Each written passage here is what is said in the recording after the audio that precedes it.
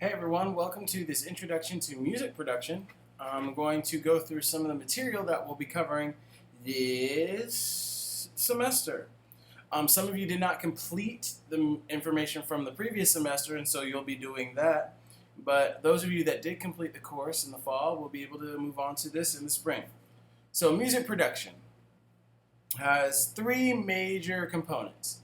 We talked about some of those components in the fall, which are recording, instrumentation, and mood. So let's start with what music production is. So music production is where you take music and you create what it actually sounds like.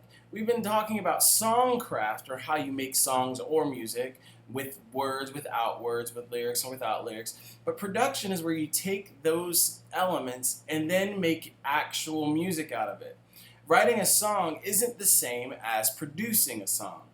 Some of the great songwriters never produce songs. Some of the great songwriters are producers and back and forth, but they're not necessarily the same thing.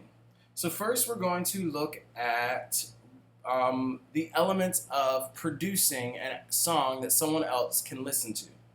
So there are three components. First component is mood. We already discussed mood. You created mood documents. If you didn't create a mood document, I can put a video on mood up here at some point. But mood is where you're trying to create a certain feeling or emotion in the listener. Not the mood that you have, but the mood that you want the listener to have. So an example of that would be if you wanted to have a song that's sad.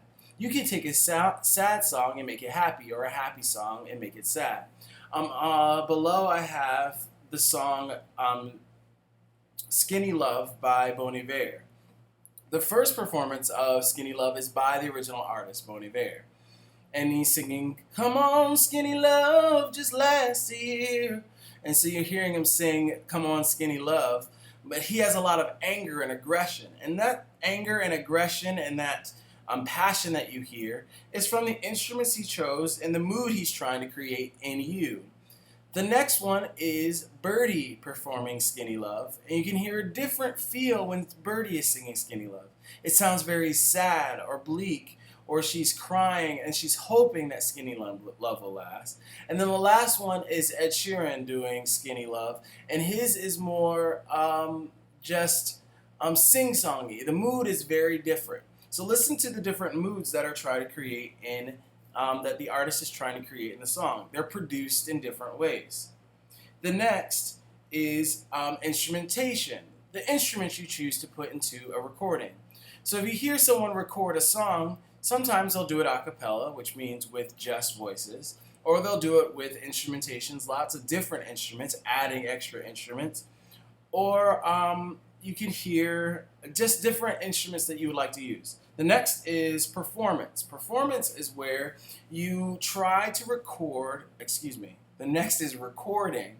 Recording is where you get a performance from an instrument. It's where you're trying to get the artist or the musicians to perform something that will give the mood that you're trying to achieve.